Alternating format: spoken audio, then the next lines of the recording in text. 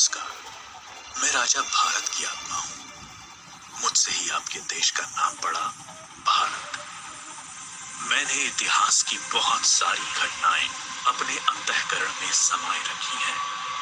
ये आपको अपने गौरवशाली इतिहास और तुम्हारे शूरवीरों के साहसिक कार्यों से अवगत कराएंगी। आज मैं आपको कहानी सुनाता हूँ एक अनोखे वीर पुत्र की, जिसका नाम था छत्रपति शिवाजी महाराज। सन 1627 ईस्वी पूरे भारत पर मुगल साम्राज्य का आधिपत्य था। उत्तर में शाहजहां तो बीजापुर में सुल्तान मोहम्मद आदिल शाह और गोलकोंडा में सुल्तान अब्दुल्ला कुतुब शाह। डेक्कन के सुल्तान सेना के लिए हमेशा मुस्लिम अफसरों को ही प्राथमिकता देते थे। बंदरगाहों पर पुर्तगालियों का कब्जा था और थल मार्ग पर मुगलों का अधिकार। इसलिए उत्तरी अफ्रीका और मध्य एशिया से मुसलमान अधिकारियों को ला पाना मुमकिन नहीं था और डेक्कन के सुल्तानों को हिंदू अधिकारी नियुक्त करने पड़ते थे। आदिल शाह की सेना में एक मराठा सेनाध्यक्ष था, शाहजी भोसले। शाहजी सेना में उच्च पद पर आसीन था। सन 1630 में महाराष्ट्र में जुन्नर के समीप शिवनेरी के किले में उनके और जीजाबाई के यहाँ एक पुत्र का जन्म हुआ। स्थानीय देवी शिवाय के नाम पर पुत्र का नामकरण हुआ, जो आगे चलकर छत्रपति शिवाजी महाराज के नाम से विश्व विख्यात हुए। शिवाजी के पिता काफी समय घर से दूर रहे थे, इसलिए बचपन में उनकी देखरेख माता जीजाबाई और गुरु दादोजी कोंडदेव ने। दादोजी ने उन्हें युद्ध कौशल और नीति शास्त्र सिखाया, तो जीजा माता ने हिंदू धार्मिक कथाएं। जब दादोजी का सन 1647 में निधन हुआ, तब उनका ये मानना था कि शिवाजी अपने पिता की ही तरह आदिल शाह की सेना में उच्च पद पर आसीन होंगे, लेकिन विधि को कुछ और ही मंजूर था। सन 1646 के समय भारत में किसी हिंदू शासक का अपना स्वतंत्र राज्य स्थापित कर पाने के लिए इन तीन परिस्थितियों का पूरा होना जरूरी था। एक, कि वो शक्तिशाली साम्राज्यों के केंद्र से दूर हो, जमीन खेती के लिए अनुपयोगी हो और जंगलों से घिरा हुआ हो, ताकि छापामार युद्ध या गुरिल्ला वॉरफेयर करा जा सके। ये परिस्थितियां 1646 में शिवाजी के लिए अनुकूल बनी, जब उन्होंने स्थानीय किसानों मावली के समर्थन से अपनी सेना का निर्माण किया।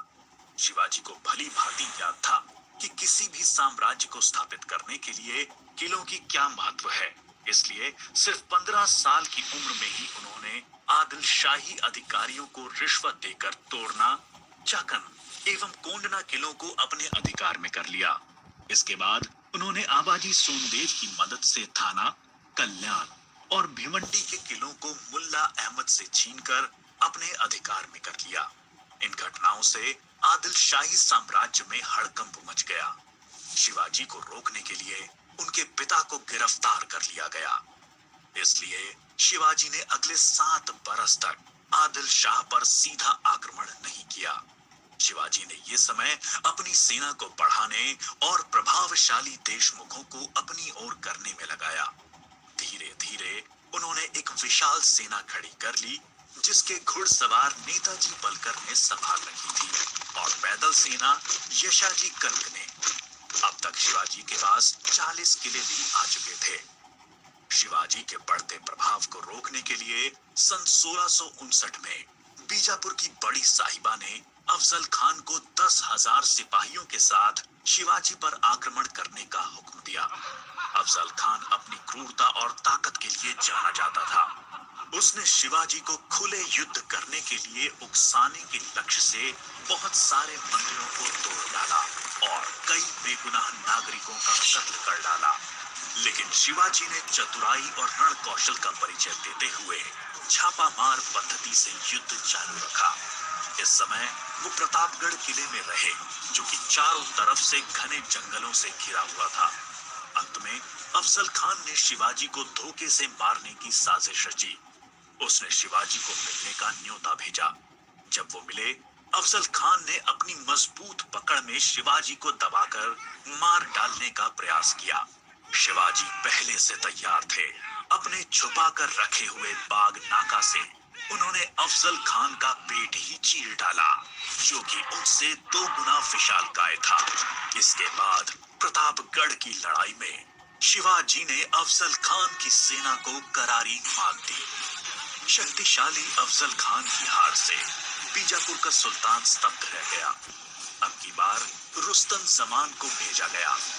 28 दिसंबर 1659 को शिवाजी ने रुस्तम जमान की सेना पर सामने से हमला बोल दिया। साथ ही उनकी सेना की 2 और टुकड़ियों ने दोनों दिशाओं से रुस्तम की फौज पर आक्रमण कर दिया। रुस्तम जमान शर्मिंदाजनक स्थिति में लड़ाई के मैदान से अपनी जान बचाकर भाग गया। सन 1660 में आदिल शाह ने अपने सेनापति सिद्दी जौहर को शिवाजी पर हमला करने के लिए भेजा। शिवाजी पन्हाला किले में थे और सिद्दी जौहर की सेना ने किले को चारों ओर से घेर लिया। शिवाजी ने सिद्दी जौहर को मिलने का न्योता दिया और जब वो मिले, आदिल शाह को संदेह